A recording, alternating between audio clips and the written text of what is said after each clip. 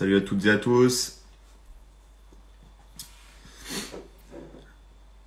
Allez, on va attendre que tout le monde se connecte tranquillement. Bienvenue à ceux qui nous rejoignent.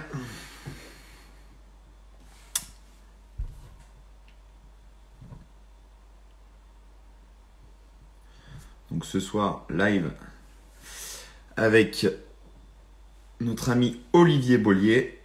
On va attendre qu'il nous rejoigne. On va parler CrossFit, on va parler développement de la force. Hello, Binge. On va parler de plein de choses. N'hésitez pas à poser vos questions. On va essayer d'y répondre de la meilleure des manières.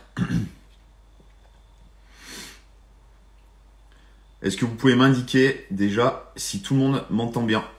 Est-ce que vous pouvez me mettre un petit pouce pour me dire si vous m'entendez bien?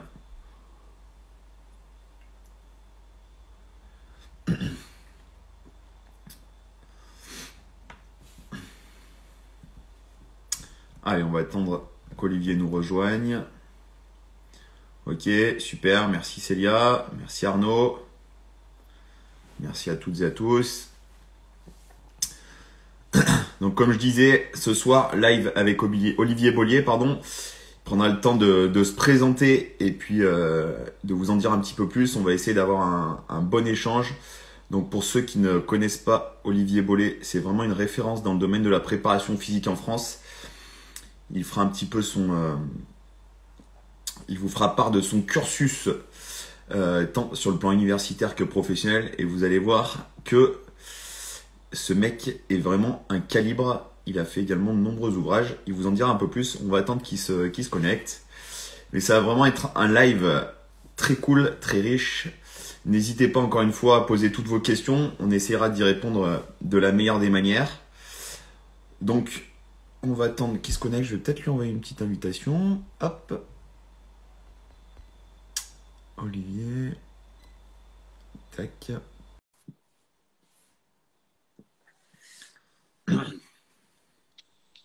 Allez, super. Nickel. Salut Olivier, est-ce que tu m'entends bien? Je t'entends très bien. Salut Thibaut. Super. Génial.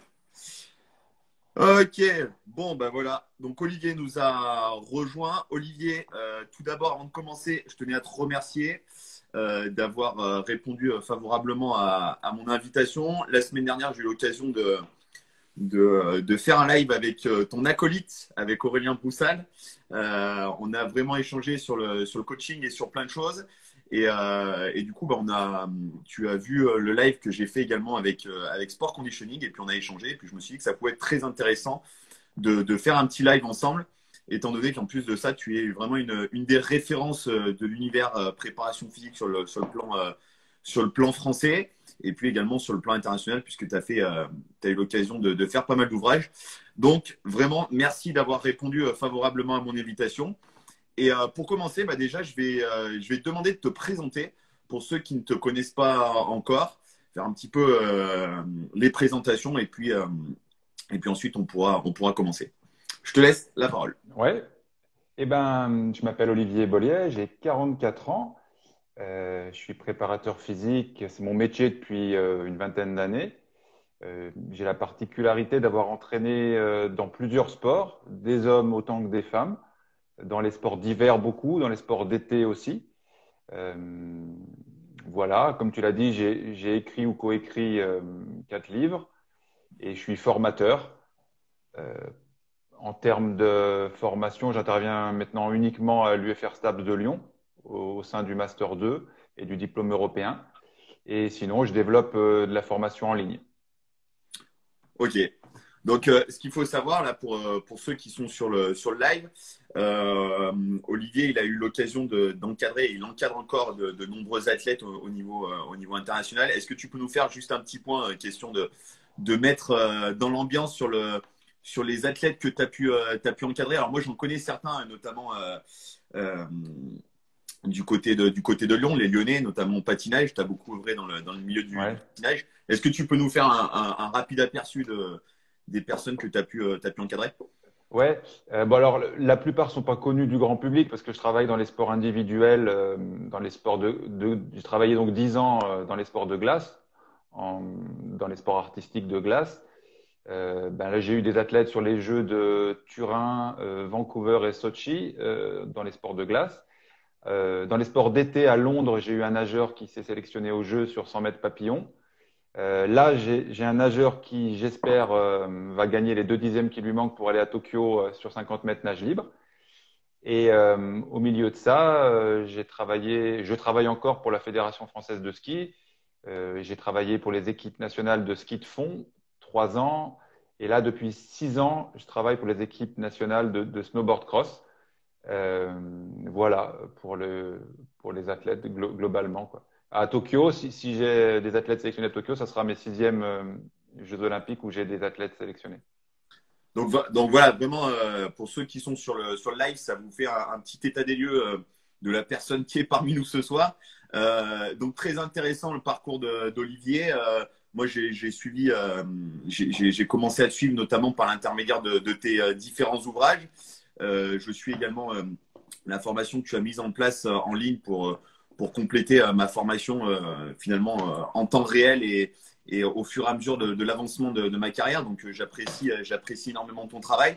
Et c'est pour ça que c'est vraiment un véritable honneur de t'avoir ce soir. Donc, très intéressant aussi dans le fait que tu as encadré, comme tu l'as dit, dans diverses disciplines, que ce soit sur les disciplines plus hivernales et dans les disciplines, dans les sports d'été. Donc, tu as vraiment développé une véritable compétence. Et là où c'est également très intéressant et là où finalement on se rejoint un petit peu, c'est que tu as beaucoup encadré dans des disciplines artistiques, notamment à travers le patinage. Et du coup, on pourra peut-être échanger un petit peu plus à ce sujet. Alors, je sais également que depuis maintenant quelques années, tu as beaucoup intégré la pratique CrossFit dans ta préparation physique. Et je sais qu'il y a quelque chose qui te tient beaucoup à cœur, notamment sur ces dernières années. Tu parles beaucoup de la notion de déspécialisation des athlètes pour revenir peut-être à des choses un petit peu plus fondamentales. Est-ce que tu peux élargir un petit peu mon propos et nous donner ta vision sur cette déspécialisation finalement dans le cadre de la préparation physique? Ouais, il y a un paradoxe dans la préparation physique pour les athlètes de haut niveau, c'est que plus ils progressent vers le haut niveau mondial, plus ils se spécialisent. Ça semble automatique. Et donc, je me suis rendu compte de la chose suivante, plus tu tends à te spécialiser dans ton sport, plus tu cultives de déséquilibre musculaire, ce qui est un petit peu obligatoire. Et donc, une grosse partie de ma philosophie de travail consiste à justement chercher le maillon faible à l'intérieur des systèmes énergétiques, des chaînes musculaires, pour déspécialiser, pour tendre vers l'équilibre justement, pour renverser la spécialisation à outrance. Par exemple, tu entraînes un sprinter, tu vois, un sprinter sur 100 mètres en athlétisme, tu te rends compte que sa flexion de genou, elle est rarement très très profonde. Il est tout le temps en quart de squat à chaque appui, tu vois, il fléchit pas. Ah, bien Donc sûr. l'erreur de base, enfin l'erreur, la pratique courante, ça serait de dire, il faut faire que des quarts de squat et des huitièmes de squat, ce que font d'ailleurs très souvent les sprinters. Et puis c'est tout, puisque dans ton sport, il n'y a pas de flexion profonde. Pourquoi tu irais faire une flexion profonde?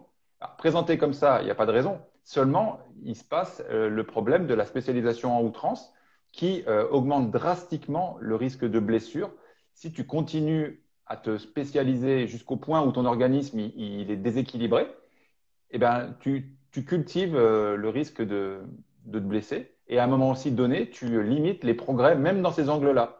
Donc, tu te rends compte qu'en renversant le problème, en déspécialisant le sportif en préparation physique, pas toute l'année, c'est pas ça qu'on dit non plus, Ah, bien sûr. mais tu réserves de longues périodes où tu vas travailler à l'opposé de ce que tu as besoin. Je dis à l'opposé, j'exagère, hein, mais je pense que les gens comprendront. En clair, si tu fais que des quarts de squat, si tu es un coureur de 100 mètres, ben, tu as tout à gagner pour rééquilibrer la structure, d'aller faire des squats en demi-flexion, en squat parallèle, etc., etc.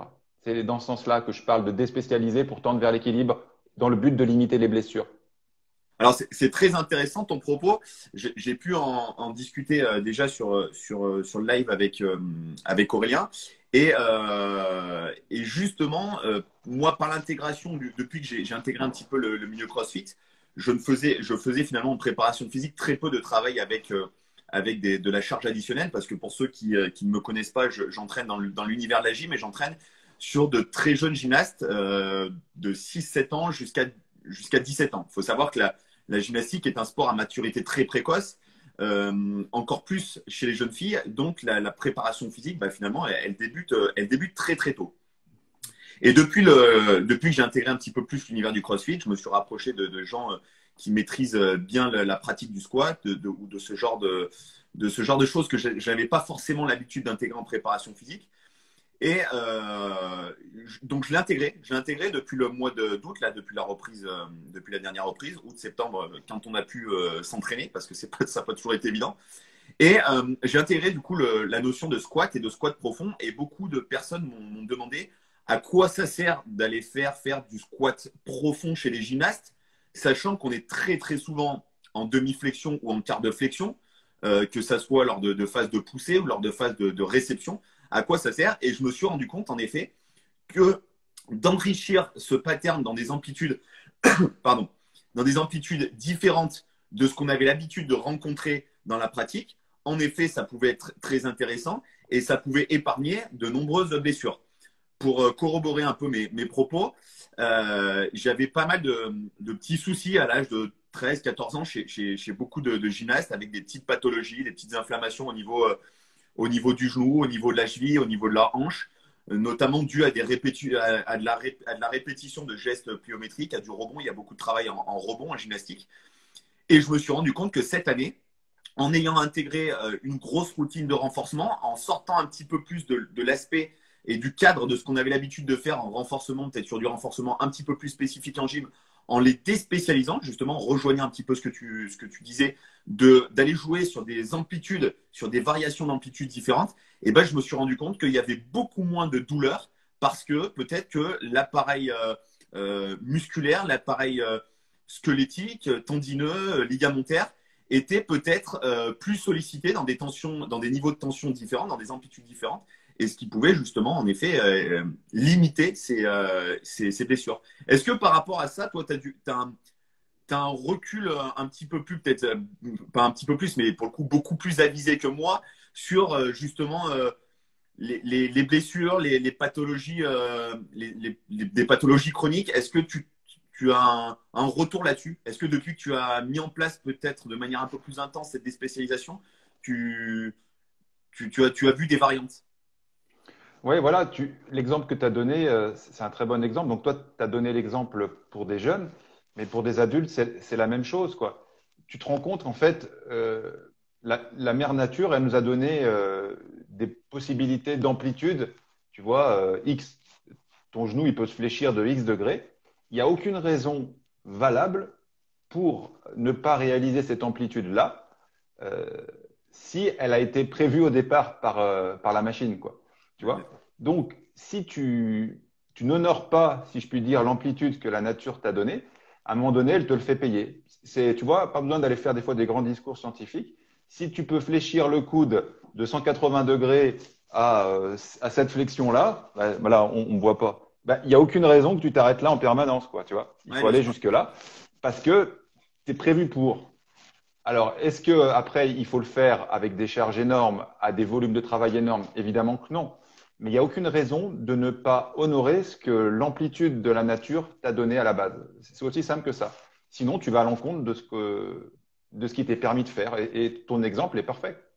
Et est-ce que tu penses, alors moi qui n'entraîne pas des athlètes de très haut niveau, des athlètes d'un calibre olympique, est-ce que tu penses qu'il est, tout du moins que cette déspécialisation, ou tout du moins apporter ces variantes d'amplitude de mouvement doivent être encore plus intensifiées chez les athlètes de haut niveau? Est-ce que sur un athlète, entre guillemets, un petit peu plus lambda, ou même dans le cadre d'un coaching tout à fait classique, ça fera peut-être le lien par la suite avec le CrossFit. Est-ce que tu penses qu'il y a un impact peut-être qui est plus important chez les athlètes de haut niveau, ou est-ce que finalement, c'est des choses qui sont transférables, quel que soit le niveau quel que soit le niveau de pratique des athlètes qu'on peut encadrer? C'est globalement transférable. Ce qu'il faut garder à l'esprit, c'est de le planifier à l'échelle d'une saison. Tu vois? En clair, la règle qu'on peut donner pour simplifier est la suivante. Plus tu es loin des compétitions, plus tu travailles sur des amplitudes, pour reprendre notre discours, plus tu travailles sur des amplitudes qui ne sont pas les amplitudes de ton sport. Mais plus tu te rapproches des échéances compétitives, plus tu te rapproches des amplitudes spécifiques. Tu vois, Mais il ne bien faut sûr. pas nous faire dire ce qu'on ne dit pas. C'est-à-dire que c'est pas que la notion de spécificité n'est pas importante. C'est juste qu'elle doit avoir une place qui est la sienne et qui est durant la période de compétition, effectivement, tu vas dans la spécialisation parce que c'est le moment d'être dans les angles de travail du sport. Et plus tu t'éloignes, plus tu travailles le maillon faible. Et tu vois, une chaîne n'est jamais plus forte que le plus faible de ses maillons. Et si on garde cette phrase à l'esprit, eh ben, ça donne toute la philosophie de mon travail. Et puis pas que de moi, hein. J'ai pas inventé la roue, mais et ça nous donne toujours un peu le cap, quoi. Ouais, c'est vrai que on a souvent tendance. Alors après, est-ce que c'est des courants de pensée? Est-ce que c'est le fait qu'on veuille peut-être remettre à la mode certaines choses ou peut-être l'intention de vouloir peut-être révolutionner un système? On a eu très souvent tendance à dire il faut aller dans la spécialisation, il faut pourquoi aller travailler dans des amplitudes différentes par rapport à un geste qu'on effectuera peut-être jamais dans ces amplitudes-là. Et c'est vrai que moi, je m'en suis rendu compte en pratiquant moi-même parce que je reprends la phrase de notre ami Aurélien, un entraîneur qui ne s'entraîne pas est un imposteur. C'est vrai que c'est important d'aller rechercher justement ces notions d'amplitude. Et moi, je me suis par exemple rendu compte que sur ma personne, et je me suis mis également à squatter, et le fait d'aller squatter très profond, et ben, ça m'a apporté des corrections sur ma posture, ça m'a apporté des corrections sur un niveau de recrutement, et je me suis rendu compte que chez les jeunes filles chez qui j'ai fait faire du squat profond avec des charges. Alors d'habitude, je travaillais plutôt sans charge.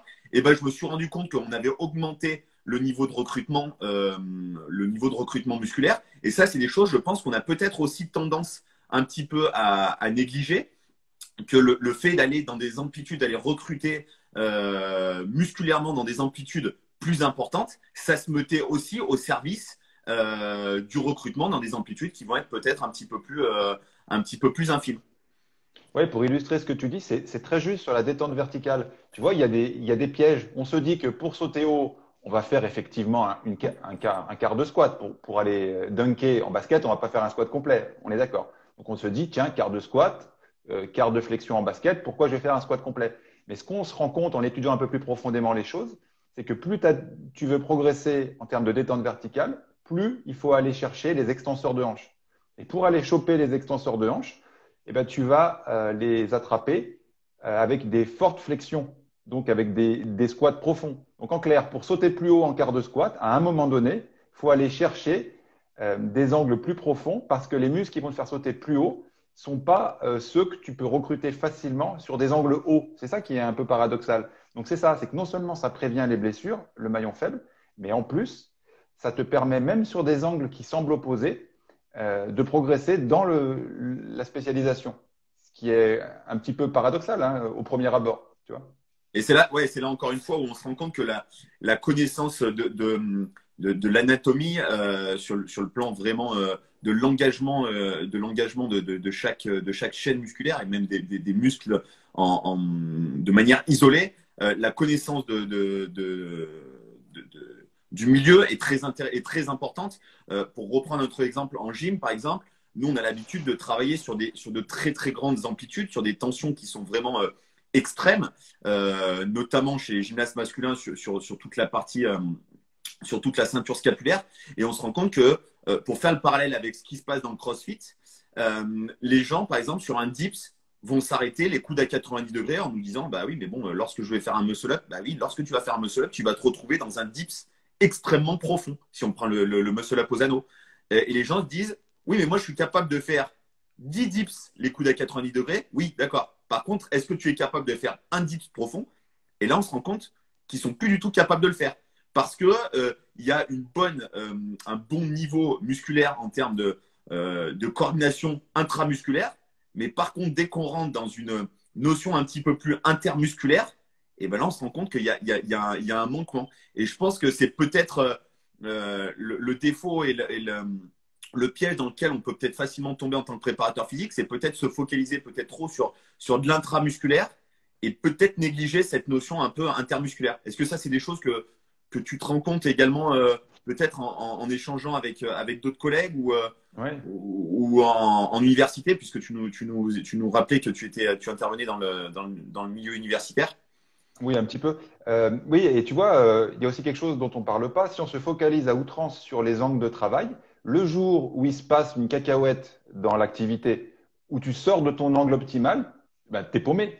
C'est-à-dire que le jour où tu loupes un muscle-up et parce que tu n'es plus dans l'angle de force et tu es un petit peu sur un angle plus profond, ben, parce que tu as perdu l'équilibre, tu es moins lucide, parce que dans ton WOD, tu es crevé, ben, tu fais quoi? Dès que tu sortiras de ton angle optimal, tu es paumé.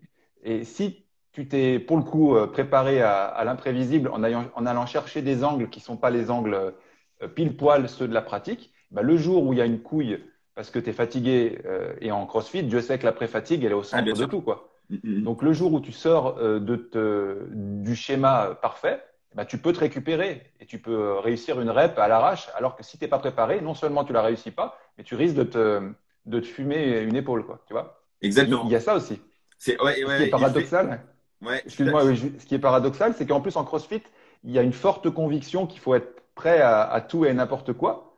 Donc ça devrait être, tu vois, au centre du truc. Mais Guillaume, il le dit assez bien, c'est que maintenant les CrossFitters sont devenus des, des spécialistes de leur discipline au point peut-être qu'ils oublient l'essence même de cette discipline. Je ne sais pas ce que tu en penses. Alors, je suis entièrement d'accord avec toi. Alors, moi, tu vois, je suis dans le milieu du CrossFit. Donc, bah, comme tu le sais, hein, tu l'as évoqué, je travaille un petit peu avec Guillaume sur la partie gym. Et c'est vrai que on a tendance à parler beaucoup du tout varié en CrossFit. Mais ce que les gens ont du mal à comprendre, tu vois, juste avant qu'on fasse notre live, j'avais une personne qui m'a fait une demande de coaching et c'est ce que je lui expliquais. Le tout varié, ça ne veut pas dire mettre des exercices et aller chercher des exercices sortis de nulle part. C'est reprendre des choses basiques, des essentiels. Pour moi, les essentiels sur le CrossFit en gym, c'est très simple. C'est pull-up, c'est push-up, c'est des chests, c'est des dips. Et tout ça autour de 3-4 exercices, apporter des variantes. Donc, comme on le disait, grâce à des amplitudes qui vont diverger, grâce à l'utilisation d'outils différents, entre faire un push-up au sol, un push-up sur des parallélettes, un push-up sur des élastiques, un push-up sur des anneaux. On est toujours sur des push-ups, mais les niveaux de recrutement, les amplitudes dans lesquelles on va pouvoir aller sont complètement différentes. Et c'est vrai que ça, c'est des choses qu'on a tendance un petit peu je pense que c'est des choses qui sont négligées dans l'univers CrossFit et qui font qu'en effet, dès qu'on sort un petit peu du cadre, ça devient compliqué. J'ai en mémoire là, des discussions que j'ai pu avoir avec des CrossFitters qui ont fait les Open il y a 2 ou 3 ans et qui m'ont dit le jour où ils sont arrivés et que dans les Open, il y a eu du strict, et ben, tout le monde a explosé parce que tout le monde s'était entraîné à faire du keeping, etc. Mais personne avait débarriéré un petit peu l'activité, était allé au-delà un petit peu de ce qui se pratiquait. Et il y en a la moitié qui a explosé. J'avais une discussion la semaine dernière avec Jessica Vetter qui offre dans le CrossFit et qui fait pas mal de travail aussi sur la gym. Et elle me disait, moi j'ai fait les Open, j'ai suivi la programmation de CrossFit.com. Le jour où ils ont sorti des dumbbells, je me suis promené. Parce que les gens, ils avaient tout simple. Et alors que c'était toujours les mêmes exercices, hein. C'était des snatchs avec des dumbbells. D'habitude, ça se faisait avec une barre. Bah, là, ils l'ont fait avec des dumbbells. Et bah, tout le monde était paumé juste parce que il y avait eu un manque de connexion dans le changement, dans la variété de l'outil utilisé plutôt que les exercices utilisés. Donc finalement, en CrossFit, en plus de ça, mine de rien, quand tu fais le tour, c'est ni plus ni moins que 21 exercices qui reviennent à chaque fois. Sauf que bah, ça va être dans des variantes qui vont être un petit peu différentes. Donc ouais, je te rejoins un petit peu là-dessus. Ouais.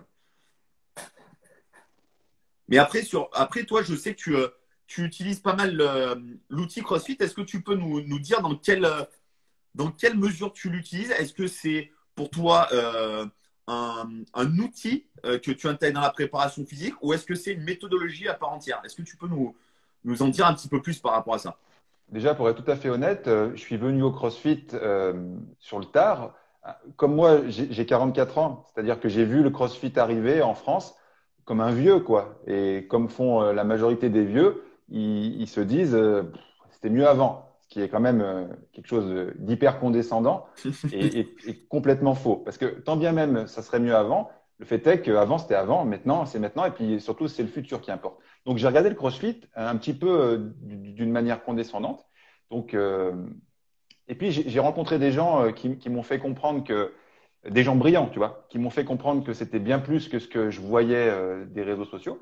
Et donc, j'ai commencé à m'y intéresser à ce moment-là. Mais comme j'allais pas devenir un spécialiste de CrossFit, j'avais déjà créé mon système d'entraînement. Enfin bref, j'étais déjà, j'allais, comment dire, quand je prépare mes athlètes, je fais du Bollier, quoi. Je vais pas faire Ouais, du CrossFit ouais, bien sûr. et je vais pas changer de courant sous prétexte qu'il y a un nouveau courant émergent, même s'il est dominant. Donc, je me suis dit la chose suivante, quoi. Arrête d'être condescendant parce que ça ne te ressemble pas, et puis prends ce qu'il y a à prendre pour que tes athlètes progressent. Donc, qu'est-ce qu'on a fait? Une fois par semaine, en période de développement, une fois par semaine, j'amène mes athlètes dans une box de CrossFit à Iroc CrossFit à Albertville, tenu par Henrik. S'il nous regarde, on le salue. Et je vais le voir quelques jours avant ma séance et je lui paramètre tout ce que je veux. Parce que c'est ça, on ne fait pas du crossfit pour faire du crossfit et pour se mettre par terre en, en sueur et en vomissant. Ça ne m'intéresse pas. Bien sûr. C'est-à-dire, je vais le voir le lundi avant la séance du mercredi. Je lui dis, écoute, mercredi, je voudrais qu'on fasse euh, une séance orientée de haute intensité en termes de fréquence cardiaque. On mettra les cardio-fréquences mètres. La fréquence cardiaque, ça sera entre ça et ça. T'inquiète pas, moi, je monitore et je suis mes athlètes en fréquence cardiaque. Je veux que dans la séance que tu vas proposer, que tu vas construire, il n'y ait pas de squat parce qu'on en fait 2 fois par semaine. Je veux pas qu'il y ait d'haltéro parce qu'on en fait 2 fois par semaine. Par contre, je veux du ski erg et de l'assaut bike parce que j'en ai pas dans la salle où je m'entraîne, etc., etc. Donc, je lui donne tout ce que je veux, tout ce que je veux pas. Je lui donne le thème physiologique de la séance. Et Henrik, déjà, il a l'humilité, si je puis dire, ou le professionnalisme de pas m'imposer sa vision du CrossFit, mais de répondre à un cahier des charges. Et là, si tu veux, tu as tous les avantages du CrossFit, le côté hyper motivant, le côté hyper riche d'un point de vue des outils, Mhm. sans tous les emmerdements qui peuvent arriver au fait de se dire, bah, on va faire de la haute intensité constamment variée. Oui, d'accord, mais pourquoi et comment ça rentre dans ma planif? Donc, tu vois, voilà comment je l'utilise. Et puis, je vais voir un spécialiste. Je me mets pas à parler CrossFit parce que de toute façon, j'ai pas les compétences. Par contre, je les délègue. Et le reste du temps, je fais du Bollier dans le sens que je fais de l'hyperpolarisé. Ouais, bien sûr. C'est-à-dire que je développe les qualités de force, de vitesse, de tout ce que tu veux. Je les développe d'une manière hyper polarisée, hyper spécifique. Et quand je veux que tout se rencontre, tu vois, je fais appel au CrossFit. Et là, j'ai jamais de problème, ou très rarement, quoi. Voilà comment j'ai intégré le CrossFit, ça fait 3 4 ans, tu vois. Trois Ok. quatre ans. Alors, c'est super intéressant parce que du coup, pour le coup, je vais rebondir sur ce que tu as dit en début en me disant, tu sais, c'est un truc, c'est arrivé, moi j'avais 40 balais, etc. Alors, pour le coup, moi j'ai eu exactement le même cheminement que toi en étant beaucoup plus jeune, donc en étant très branché réseaux sociaux, etc. Très branché. Puis en plus de ça, le CrossFit a commencé vraiment à se développer où j'étais au début de ma carrière, même si j'estime toujours être sur le début, mais c'était vraiment, vraiment au commencement de mon activité. Et je me suis dit, mais qu'est-ce que c'est que cette activité? Qu'est-ce que c'est que ce truc de secouer où les mecs ils se mettent enfin, l'objectif c'est de mettre de la vitesse avec des charges. Tu vois, c'était complètement antinomique. La gym, je t'en parle même pas. Je restais dans mon côté un peu borné, un peu puriste de la gym. Et puis avec le temps, je m'y suis intéressé. Puis je me suis dit, tiens, je vais aller plus loin. Je vais essayer de comprendre cette culture, etc. à travers des reportages. Tu vois, et j'ai essayé de sortir du cadre des réseaux sociaux pour me dire, finalement, c'est quoi l'essence même du CrossFit? Et quand j'ai compris l'essence même du CrossFit, de venir justement dans ce cadre de la déspécialisation, du mieux bouger, de bouger correctement finalement, je me suis dit, bah, tiens, ça peut être intéressant.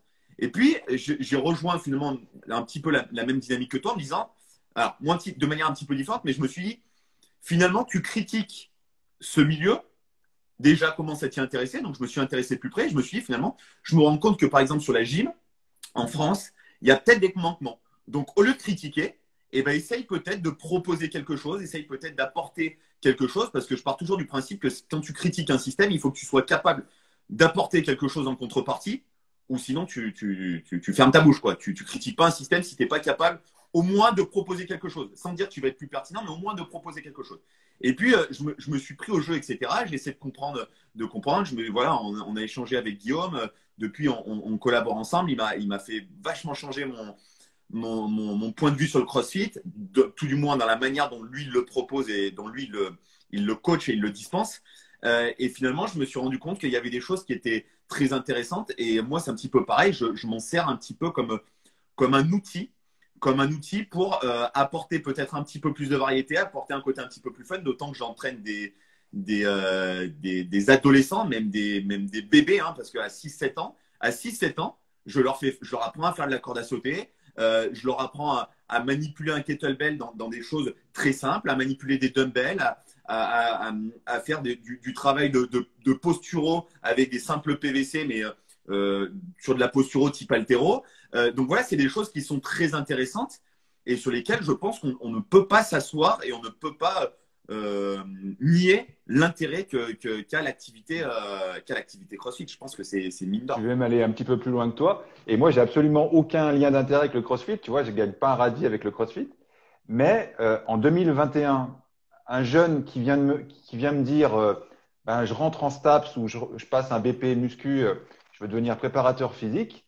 Quel est le meilleur conseil que tu peux me donner pour devenir un top préparateur physique? Ben, engage-toi dans le CrossFit, Un quoi. CrossFit, c'est clair. Pour devenir un pro, je parle pour faire notre job. Je veux dire, le gars qui s'engage dans le CrossFit comme son sport de compète à lui, peu importe son niveau, on s'en fout, hein, qu'il soit Ouais, bien champion du sûr. monde ou champion du Rhône, il va apprendre tous les mouvements polyarticulaires à des niveaux d'intensité qui sont quand même balèzes. Il va apprendre les fondamentaux de la gym vus par le CrossFit, mais on s'en fout, nous, que ce ne soit pas les puristes. Ils C'est sont pas. insupportables, les puristes. Ouais. Les puristes en haltéro, les puristes en gym, je pense que vous en avez quelques-uns en gym. Ah bah Euh, je suis désolé, je rebondis juste sur ce que tu dis.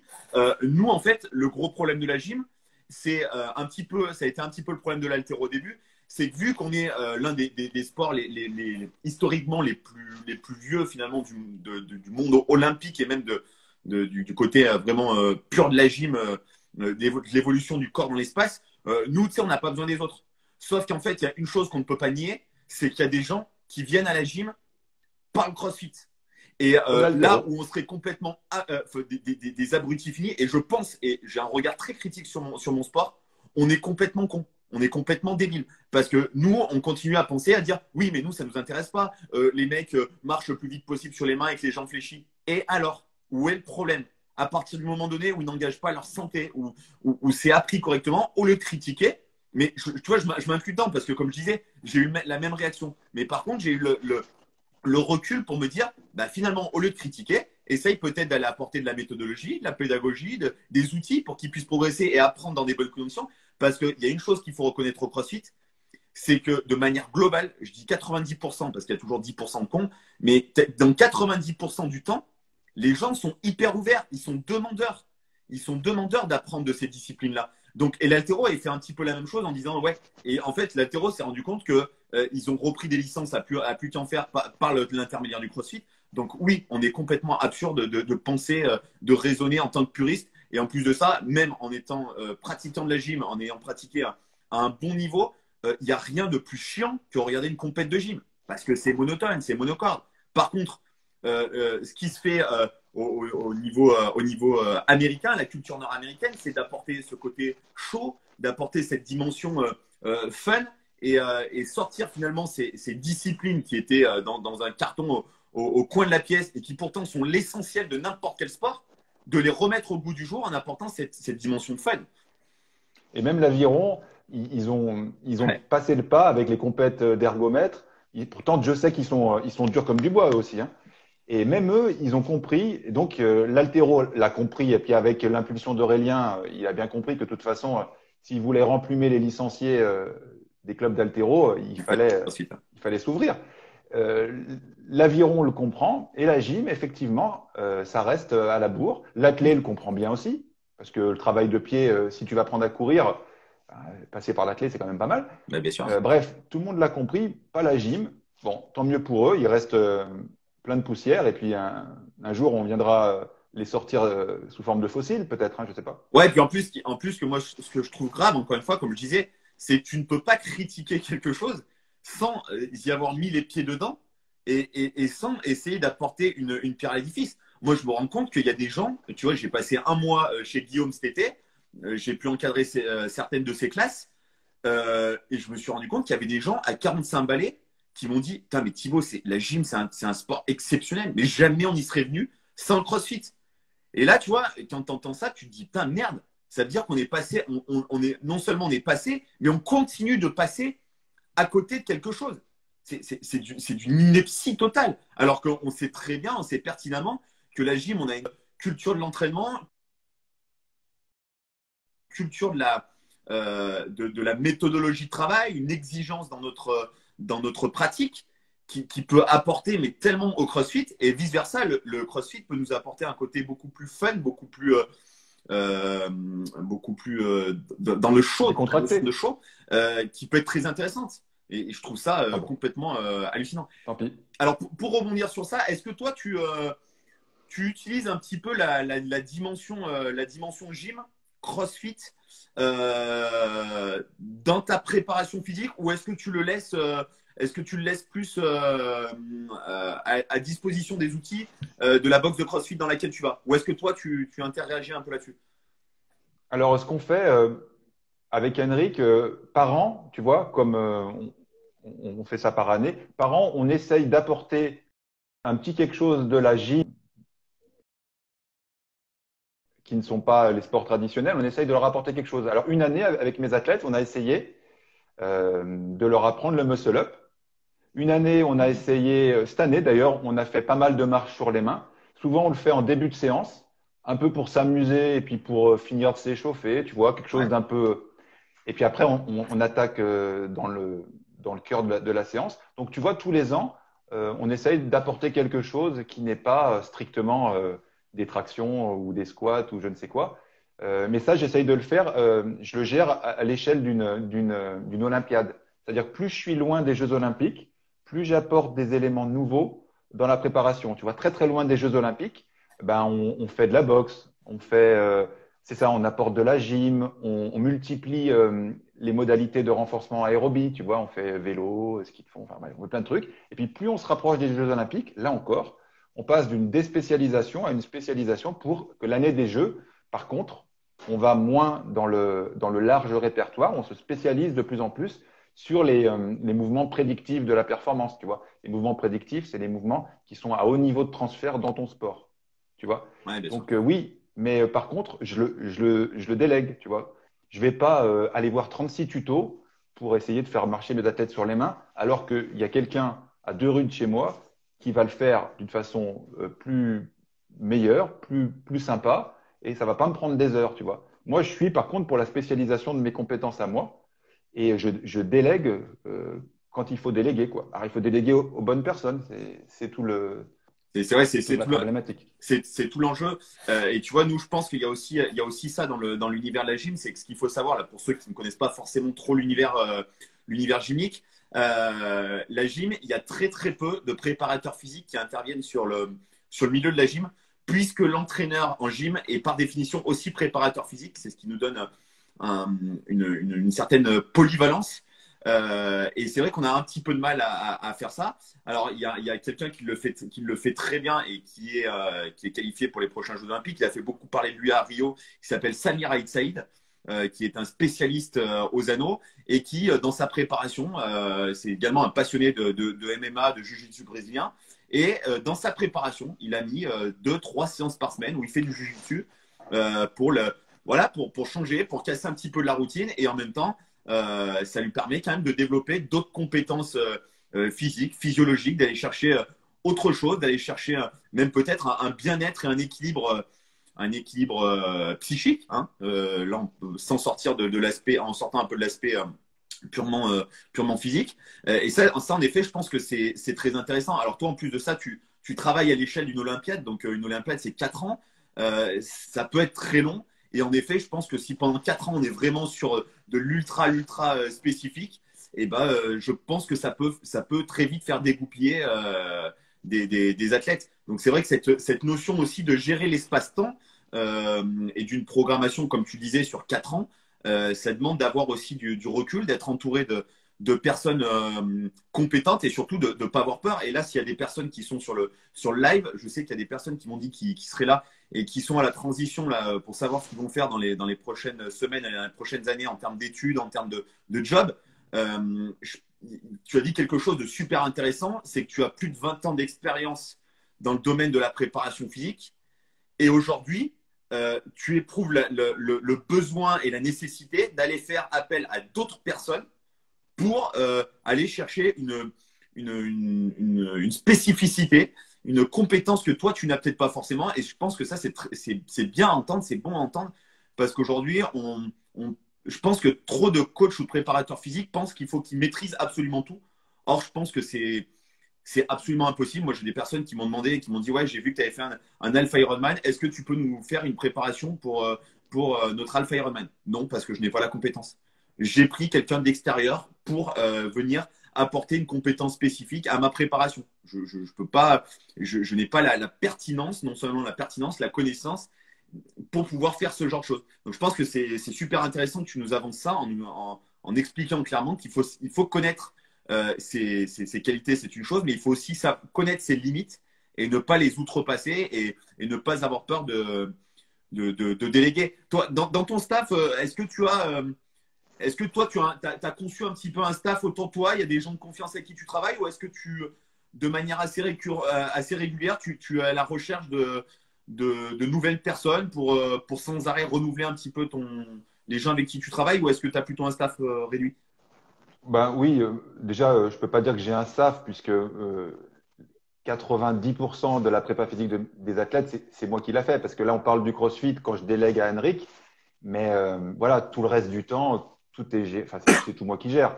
Donc non, j'ai pas de staff autour de moi, si ce n'est le staff des équipes nationales, si tu veux, kiné, Ouais, ostéo, etc. Mais par contre, tu vois, voilà, c'est ça. Je délègue la partie CrossFit à Henrik, à Albertville. À la Fédération française de ski, on a à notre disposition une cellule réathlée. Donc, quand un athlète est blessé, ben, c'est automatiquement délégué à la cellule réathlétisation. ok. Tu vois, ça, c'est le système fédéral qui prévoit ça. Ouais, bien sûr. Quand on veut faire des tests d'effort type VO2 max ou des tests isocinétiques, c'est délégué à un prépa physique spécialiste de ça. Donc ça, c'est pas mon staff à moi, c'est ce qui est déjà D'accord. préétabli par la fédération. Euh, c'est ça. Après, il faut pas non plus trop couper le gâteau en plein de parts, parce qu'après, on s'y perd aussi. Ouais, bien Tu sûr. vois, je dis pas qu'il faut perdre le gouvernail. Tu vois, c'est quand même toi qui dis où est-ce qu'il faut aller. Mais quand vraiment il y a un manque et que ce manque, tu vas pas le combler correctement, délègue ou fais autre chose. Mais tu vois, le truc bâtard un peu où tu fais sans savoir, t'improvises, déjà ça se voit. Et les athlètes, quand ils commencent à voir que tu les prends pour des peintres, Ouais, ça surtout perd forcément. à haut niveau, ça coince, quoi. Tu vois, les athlètes de haut niveau ont leurs défauts, mais ils ont leurs qualités, c'est-à-dire qu'ils sont assez sensibles à l'authenticité quand même, quoi. Ouais, bien C'est-à-dire qu'à un sûr. moment donné, ils préfèrent entendre, bah, attends, ça, je sais pas, tiens, écoute, ce que cette personne-là va te dire, je sais que elle va te dire quelque chose d'intelligent. Après, je peux entendre ce que pensent ou ce que disent les jeunes, la nouvelle génération. Et ça m'est arrivé à moi aussi. À un moment donné, tu délègues, tu te fais piquer des athlètes. Entre boxe de CrossFit, j'ai cru comprendre que ça se faisait pas mal aussi, quoi. Ouais. Bon, Ouais, bien sûr. Après moi, tu vois, c'est quelque chose que je me suis rendu compte en allant intervenir dans les sports collectifs. Je suis très peu resté dans les sports collectifs parce que c'est pas ma cam, c'est pas un délire dans lequel j'aime bien être parce que tu as toujours, tu sais, tu as le coach, tu as l'assistant, tu as le machin, tu as le ci, tu as le ça, où chacun te raconte sa messe et à la sortie, bah, tu en arrives à ne plus être toi-même et à ne plus coacher, à ne plus préparer les athlètes comme toi, tu ressens le besoin de les préparer, mais plus dans la notion de répondre à une exigence du coach qui n'est peut-être pas forcément la réalité de ce que l'athlète a besoin. Et c'est vrai que ça, c'est un petit peu compliqué. Et c'est une des chances qu'on a en gym, finalement, c'est de maîtriser un petit peu tous ces paramètres. Je l'avais dit dans un podcast que j'avais fait avec Aurélien sur la préparation physique chez les jeunes athlètes. Le gros avantage qu'on a, c'est que nous, on maîtrise tous les paramètres en gym. Alors, bien entendu, ça permet de maîtriser la charge de travail globale de l'athlète. Par contre, nous, c'est vrai qu'en tant qu'entraîneur, en tant que préparateur physique, ça augmente considérablement la nôtre parce que bah, forcément, il faut interréagir sur beaucoup de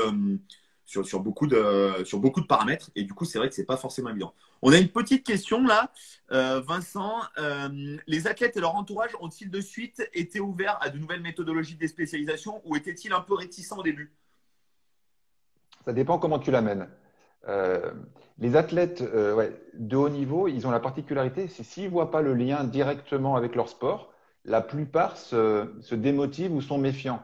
Donc en fait, moi, ce que je conseille de faire, c'est de partir. Quand tu intègres un nouveau sport ou un nouveau staff, ce que je conseille de faire, c'est justement pas d'amener toute ta philosophie d'un coup en un bloc comme ça, c'est de partir de ce que font les athlètes déjà et de la culture du sport. Tu vois, tu ne te prends pas pour ce que tu n'es pas. Ils font déjà ça depuis des années. OK, partons de ce que vous savez faire.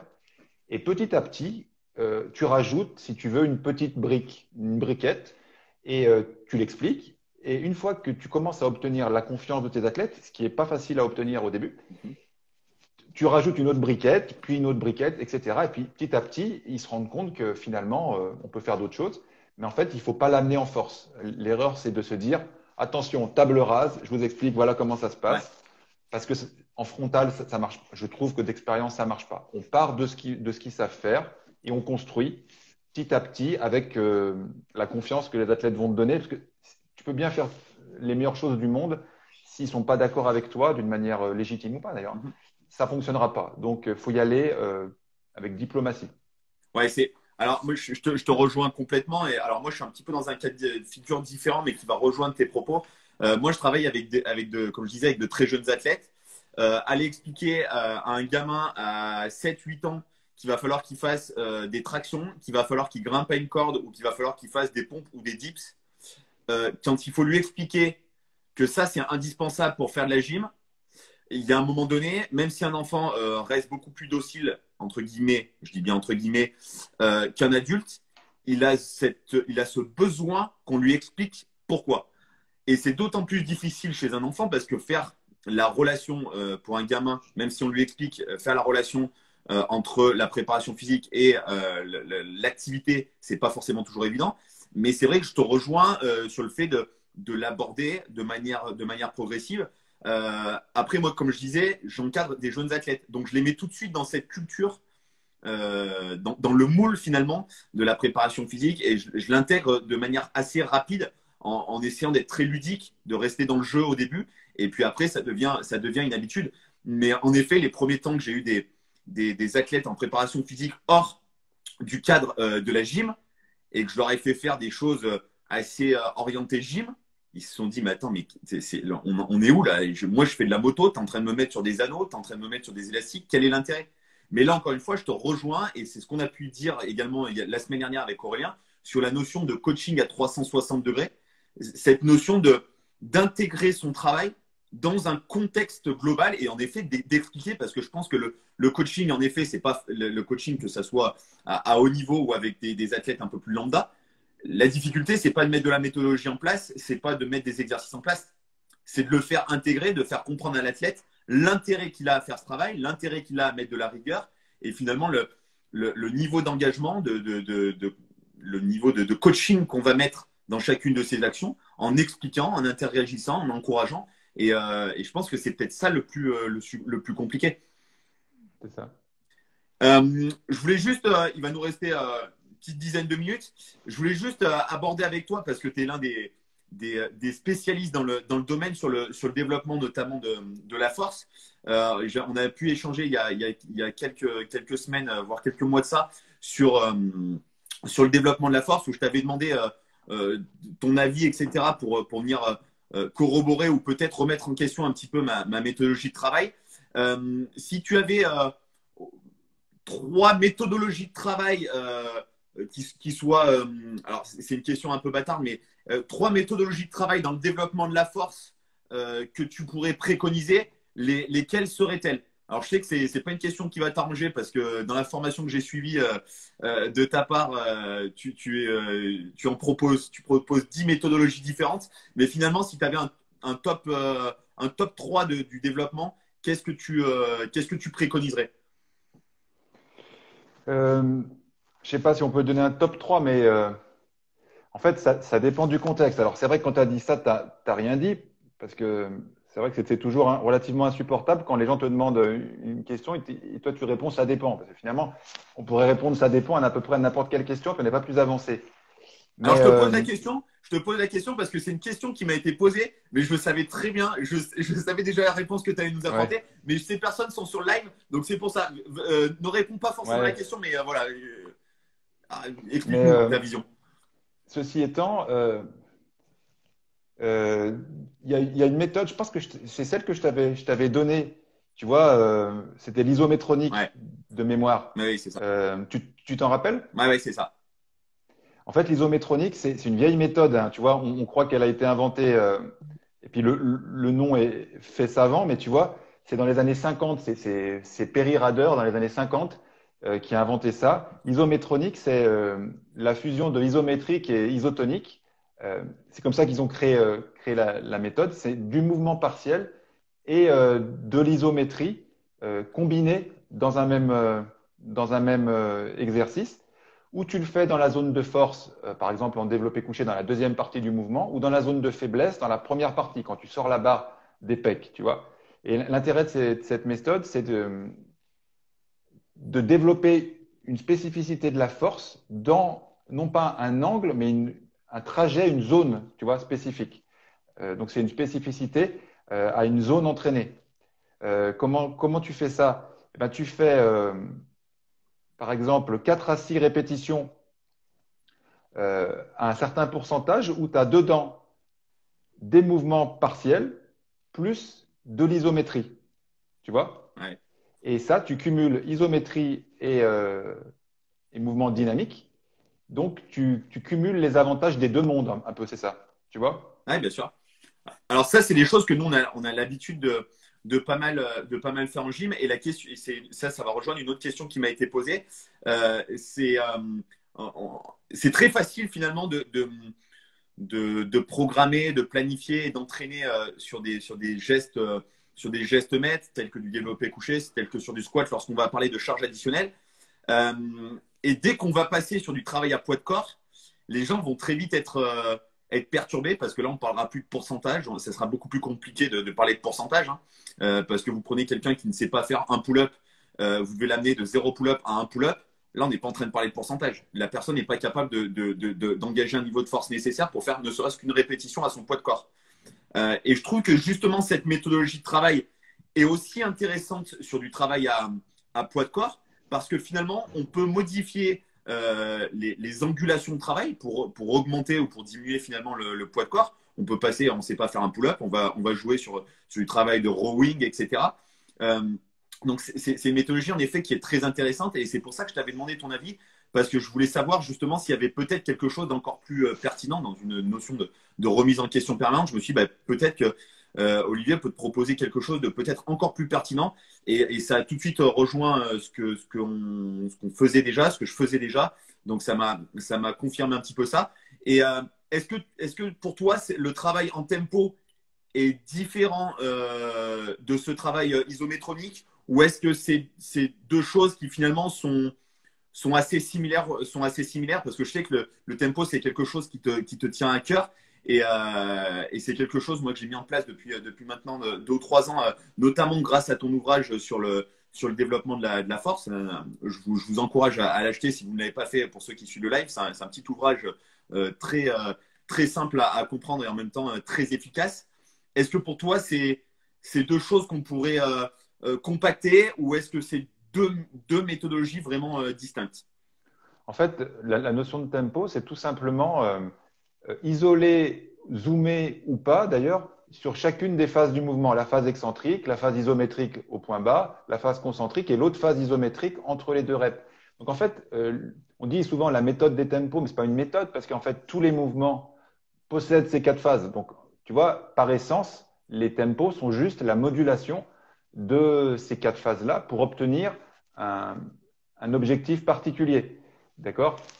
C'est ce que je développe dans mon séminaire en ligne qui s'appelle le système, où là, on rentre dans tous les détails de l'organisation du système que j'ai mis en place durant ces 20 dernières années. Et tu te rends compte que si tu as besoin de zoomer sur la phase excentrique, pourquoi tu le fais, comment tu le fais, quelles sont les limites et les avantages de chacune des phases du mouvement. Donc en fait, la méthode des tempos, ce n'est pas une méthode, c'est tout simplement C'est un outil. l'organisation intrinsèque de tous les mouvements qui existent quels que soient les mouvements, à l'exception d'un arraché ou d'un épaulé, puisqu'il n'y a pas d'excentrique. Quand tu fais un Ouais, bien arraché, sûr. tu ne vas pas ramener la barre à la même vitesse, tu vois.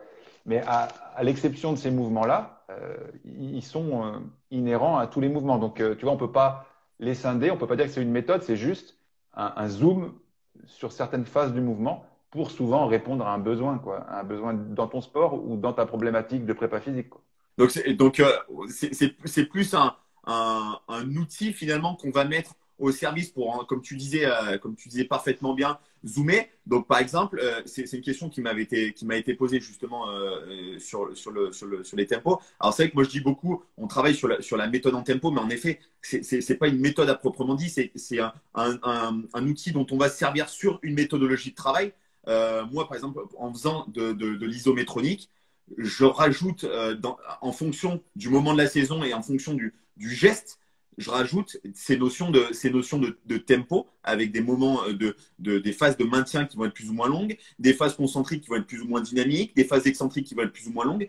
Et en effet, c'est pas une méthodologie de travail en soi, mais c'est plus un outil de focus sur une phase de mouvement et une phase de travail. Donc ça, c'est quelque chose d'assez important.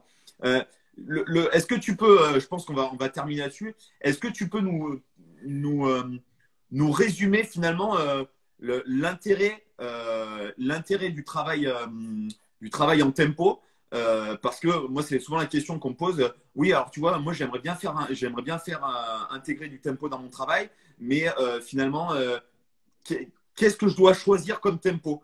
Alors, pour le coup, ça va Ouais, rejoindre un petit peu ce que tu as dit précédemment, c'est que ça dépend l'objectif, c'est que ça dépend ouais. la méthodologie. Mais est-ce que tu peux nous rappeler de manière un petit peu plus globale, finalement, l'intérêt du tempo et corroborer à un outil dont tu parles souvent aussi, c'est le TST, le temps sous tension.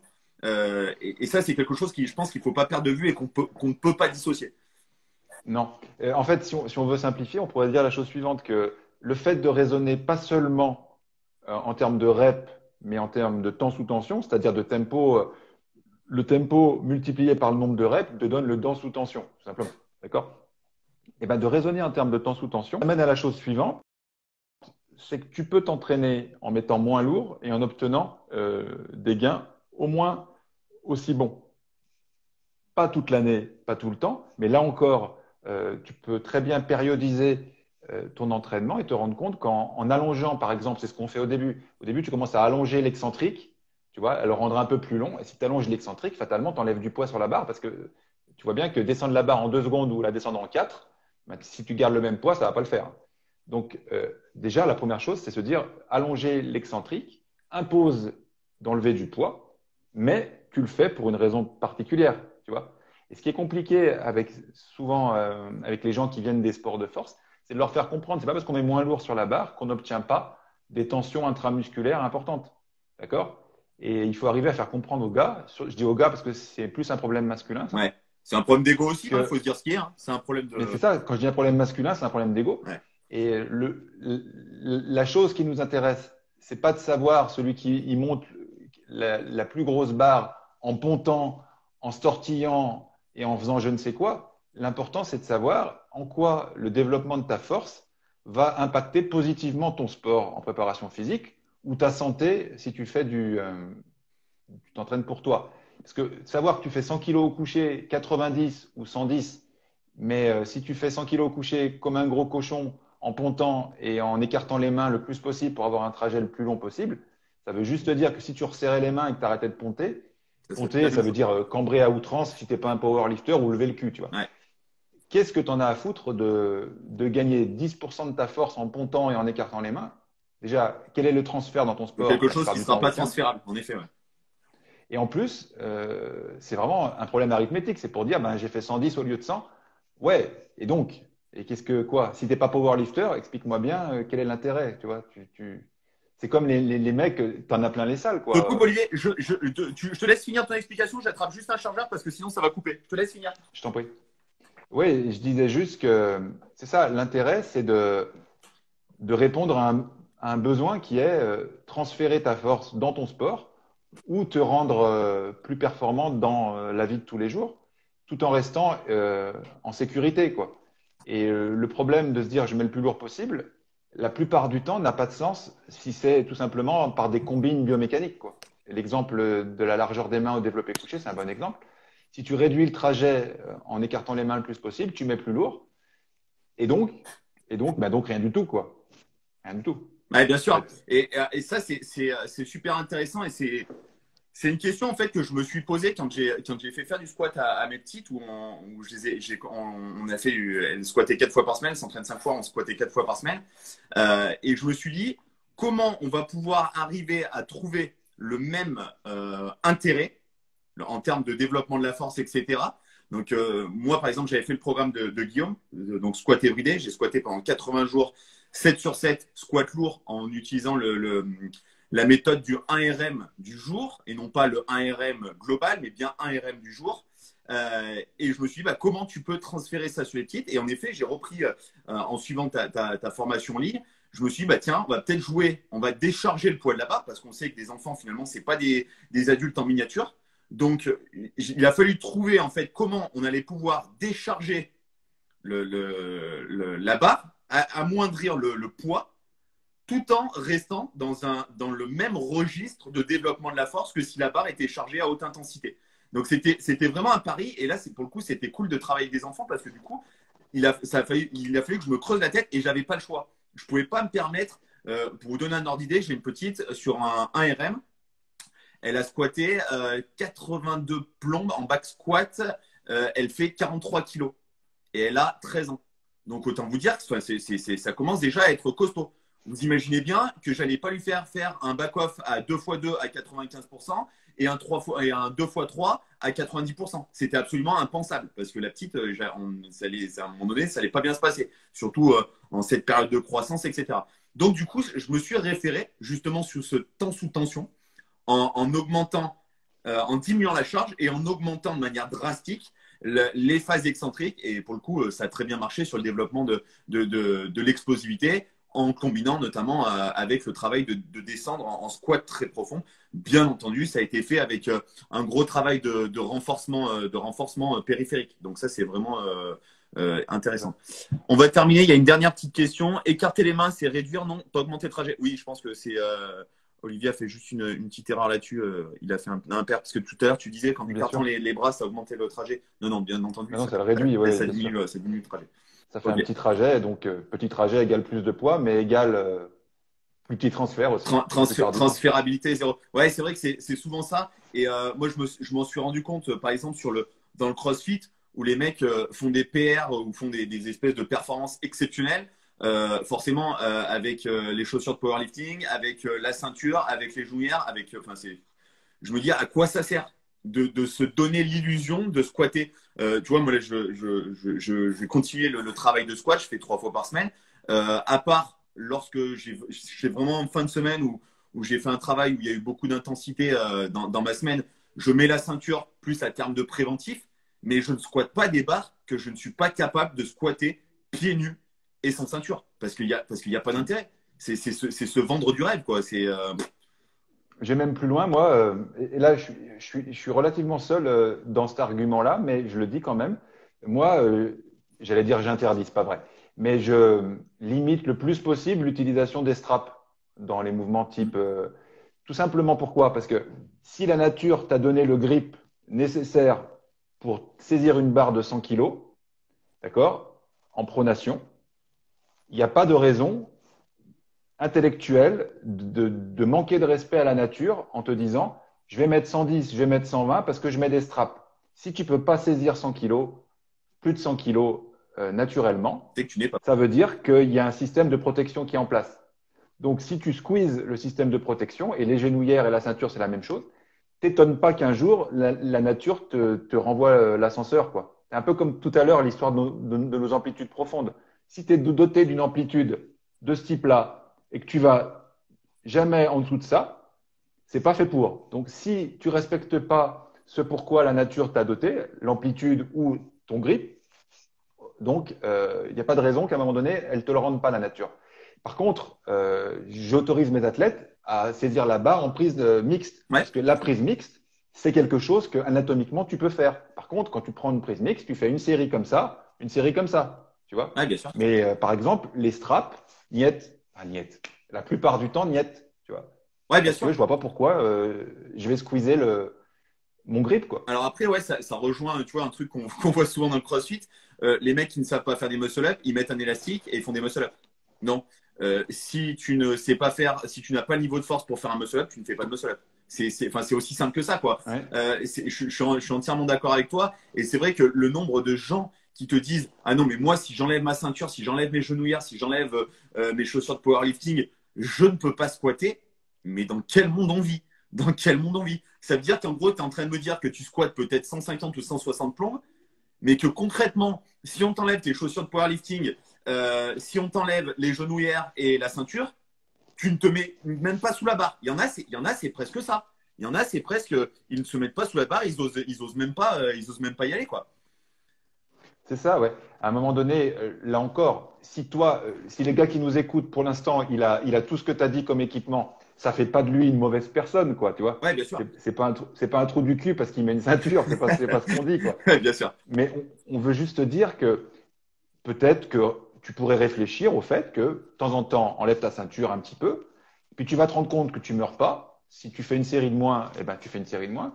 Et puis après, enlève tes genouillères, etc. Mais fais-le progressivement. Et puis après, tu vas te rendre compte que jamais tu vas remettre ta ceinture parce que tu vas te dire, mais qu'est-ce que c'est ce truc qui me sert le bide d'une manière artificielle alors que de toute façon, si j'ai la sangle abdominale pour squatter 150, pourquoi je vais aller court-circuiter ce que ma sangle abdominale est capable de soutenir en mettant un procédé mécanique d'aide à la performance. Sauf si ton sport le permet. Dans ce cas-là, c'est un autre débat. Ouais, Quoi, mais tu vois. c'est encore, ouais, je suis d'accord avec toi, c'est encore autre chose. Parce que ça veut dire que le mec qui met une ceinture de manière permanente, il ne connaît pas vraiment son niveau. C'est-à-dire, moi aussi, hein, ça m'arrive de mettre la ceinture, hein, comme je l'ai dit, ça m'arrive de mettre les choses d'haltéro, etc.